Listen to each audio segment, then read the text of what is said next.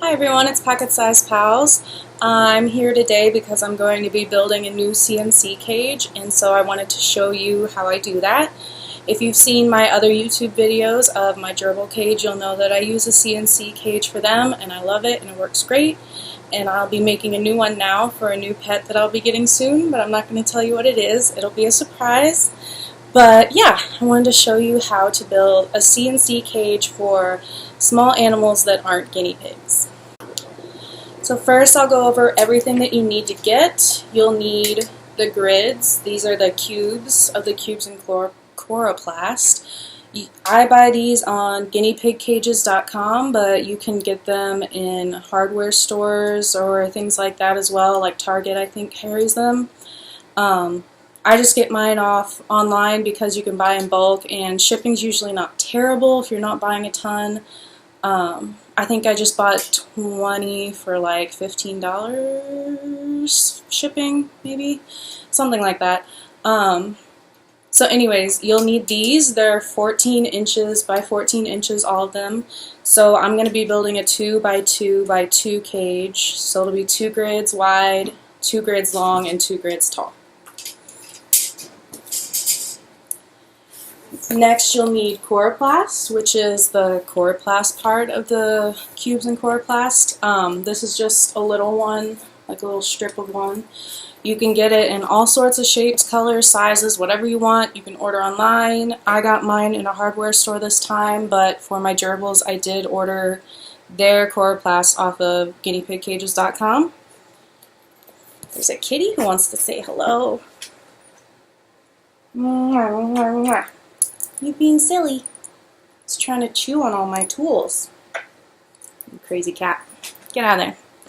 So anyways, I bought way too much this time, so make sure you know what you're building so that you buy the right amount the first time around and you don't spend a lot of money on things you don't need, and you're not stuck with less than you need. Next, you're going to need some chicken wire. This is 2 feet by 5 feet, and it's 1/2 inch holes on there. So that works for most pets. It might be a little big for mice, but for most small pets, this is perfect sizing. They're not going to escape from this. I bought 2 of these. I think they were each like $4 maybe. So that is a pretty good price for these guys, and you can buy in all sorts of lengths for this as well.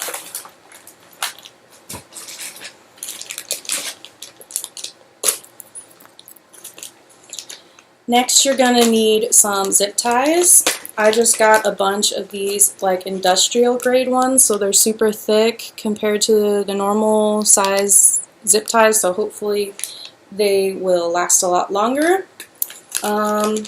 These, I don't honestly know how much they cost, like maybe $1 per pack. Not that much. They're pretty cheap and easy to find. Other than that, all you need are wire cutters. So the only other things you'll need are a little, I forget what these are called, I call them circle blades for cutting the chloroplast, and a ruler and a pencil for making your measurements. So first thing you're going to want to do is to draw out what you're going to cut here. As you can see, this is not cut on a straight line, so I used a different straight line piece of chloroplast to draw my square here. And it's a little hard to see, but that is my 2 by 2 square, and I'm going to cut that out now. I'm not going to show you how to make sides. Like on guinea pig cages, you'll make a flap and fold it over to stand up so that there is like a wall on all the sides of the cage. I don't need that for my purposes, so I'm not doing it, and I will not show it in this video. But if you need help with that, there are tons of guinea pig cage videos online that you can watch that show you how to do that. So I'm going to cut this piece out of my chloroplast now. So this then is my finished base of my cage. As you can see, it is all bent and everything from my car ride where I had to stuff it into my car. and it's not exactly perfect edges. It is a little bit wonky on the sides, but it definitely serves a purpose. It gives a solid flat base to my cage that's easy to clean, and yeah, it's going to last a long time. And like I said, it is going to be covered with bedding and all of that, so there's not going to be animals right on top of it or anything. So this is what I have for my cage. I did want to mention that when you're cutting, you should always cut on top of something. Ideally, you'll have a cutting board of some kind. I just had this box, and as you can see, it did get pretty ripped up there. So just know, don't cut straight on your carpet or straight on like your hardwood floors. Kitty kitty! What are you doing, crazy? So anyways, yeah, make sure you're cutting on top of something flat and solid, and something that you're not going to care if it gets a little dinged up. So for the cage I'm building, I am going to have multi-levels in my cage, and it's not just going to be this base sheet that goes in there. I'm going to make other ones that are smaller, but until I have a better idea of how I want to lay out my cage, I'm going to leave that for later, and for now I'm going to show you guys how cat is chewing on my things. I'm going to show you guys how to connect the chicken wire to your CNC grids. So you're going to want to measure your mesh out just like you did for your CNC or your Coroplast, but luckily the grids are, the holes are 1/2 inches, so it pretty much measures itself for you. So 2 of these is going to be 1 inch, so you can just kind of count across until you get to 28 inches. So I'm going to get 28 inches cut out of this. Alright, so I actually made a 14 by 14 grid so I can do each grid individually. For the gerbils, I did do, I put the, get out of here. For the gerbils, I did put the 2 grids together and then did 1 sheet of chicken wire over both of them. That worked out well for them, but for this cage, I feel like I'm probably going to be changing it and customizing it a lot, so I'm going to do each grid individually so that I can change them around as I please. So, once you have your chicken grid and chicken wire in your grid, you basically just zip tie them together.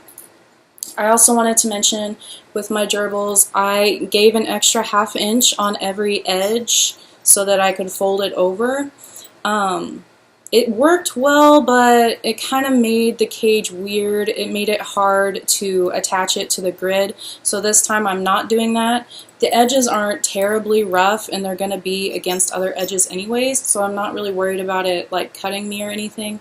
So I'm not doing that this time, but if you want to, you can. You just fold it over once you're done, like 1 little 1/2 inch you fold it over on every edge. This edge is already folded because that's just how it came packaged. This was the edge of the wire, so it's already kind of folded over there, but regardless, I'm not going to be doing that. So it's not hard to zip tie them together. I usually do every corner, and then just like where it bulges out on the edges, I'll get that as well. And if it's bulging out like that in the middle, I'll put one in the middle there. So I'm going to do that now. I also wanted to show you guys, once you're done cutting your mesh, you're going to have these little like teeth coming off the sides, and basically you just have to cut all those off and throw them away. It's kind of annoying because they're so small and they can disappear into carpets easily, but it will give you a flat edge in the end, and that is what you want. So you just have to cut those off to make another flat surface, and then you can keep cutting for your next piece.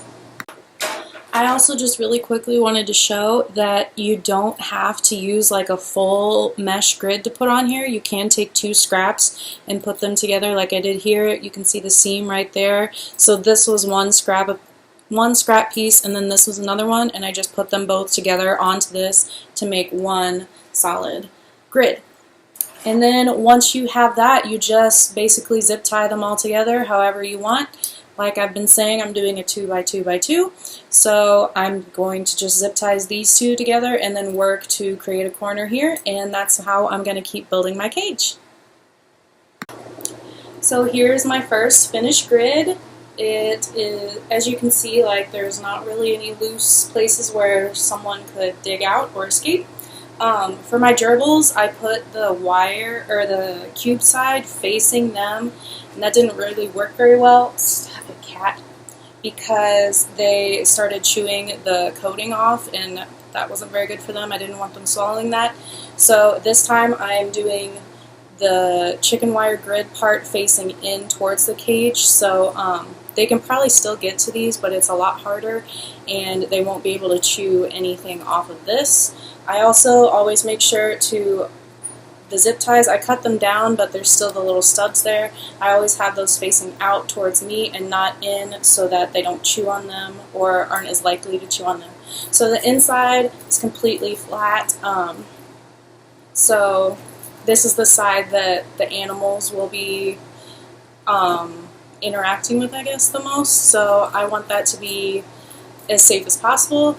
And then the outside is where it's going to be kind of rough and have these things sticking out. So I do scratch myself on my cages all the time. But other than that, I love C&C cages. I think they're amazing. They're very versatile, very cheap. I'm building a 2x2x2 for like, I think it was like $70. Definitely not over $75. And if you bought a cage that size, a 28 inch by 28 inch by 28 inch, if you tried to buy a cage like that in the store, it would be at least $100. So they are a lot of work to build, but they are so cost effective. You can customize them as much as you want to be whatever shape you want. Same with the Coroplast, you can make that any size or shape or color that you want. So I love C&C grids. I hope you guys try these out for your small animals too. And I will be showing you the completed product in a couple of weeks, hopefully, and I will be showing you the new little pets that are going in there as well. Stay tuned, and thank you for watching my channel. Like, comment, subscribe, give me ideas for future videos, and I will see you guys soon. Bye!